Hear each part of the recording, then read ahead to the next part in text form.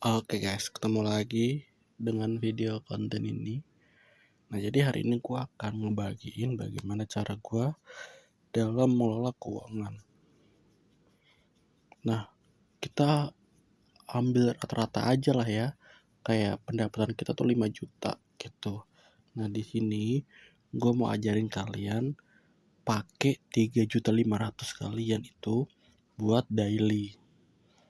Nah, nanti yang 1,5-nya terserah kalian mau ngapain. Nah, seperti gambar di sini ada buat kalian yang baru lulus SMA, lulus kuliah atau pertama kali kerja, pasti kan struggle nih ya cara ngelola uang kalian. Nah, nanti di situ banyak banget tuh godaan tuh. Wih, pertama kali gajian nih, beli apalah ya, beli motor, jalan-jalan, beli sepatu, nongki-nongki ganteng, nongki-nongki cantik gitulah ya. Ke bawah suasana, beli HP, nyicil HP terbaru demi gengsi gitu kan. Nah, di poin selanjutnya gue akan ngejelasin tuh idealnya gimana sih, atau cara gue sendiri nih dalam mengelola duit gue. Nah, selanjutnya berapa nih yang gue sisihin dan larinya kemana aja gitu kan. Nah, pasti udah tau lah ya larinya kemana. Terus yang terakhir ini pengeluaran setiap bulan yang harus gue bayar gitu lah. Nah, menurut kalian sebagai lulusan baru atau baru dapat kerja, penting gak sih kalian mengatur uang? Ini kita ngebahas persona dulu lah ya, lu sendiri lah ya.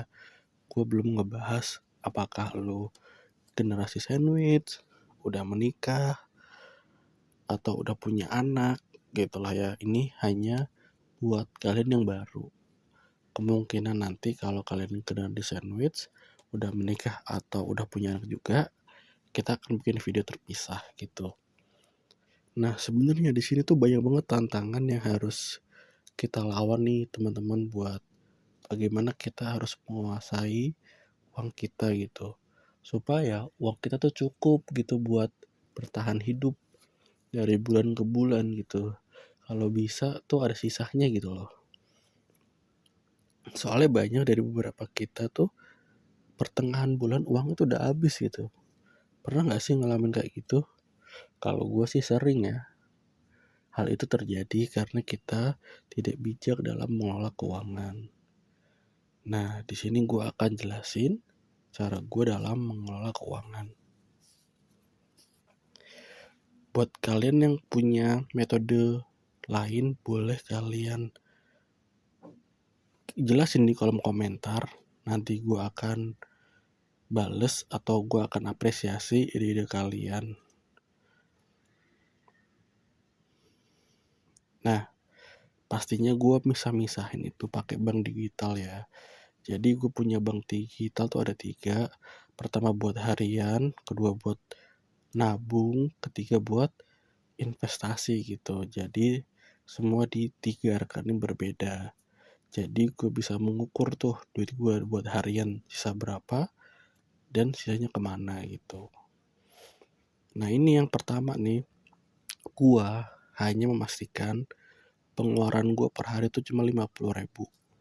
Ini udah termasuk bensin, makan, jajan dari pagi sampai tidur ya guys ya. Jadi bukan 50.000 tuh cuma buat makan siang doang, enggak, tapi buat bener-bener seharian. Nah, di situ kan kalau diakumulasi 30 hari pengeluarannya 1,5 kan. Bener nggak nih? Nah, jadi di rekening bank digital ini udah gue pisahin nih 1,5 juta buat hidup selama sebulan. Nah, jadi kalau duitnya tinggal sedikit ya mau nggak mau harus dicukupkan gitu dari gaji 5 juta itu. Jadi gue ngeliatnya cuma, wah, buat bulan ini pengeluaran gue cuma 1,5 nih, gimana ya bisa cukup buat 1 bulan. Nah, kayak gue makan di warteg atau nggak beli nasi padang yang paket 12.000 gitu. Cara gue dalam mengelolanya gitu. Ada nggak sih dari kalian yang lebih ekstrim daripada gue? Nah terus buat beli bensin, gue belinya sekitar 30.000 gitu. Itu pun bisa buat seminggu.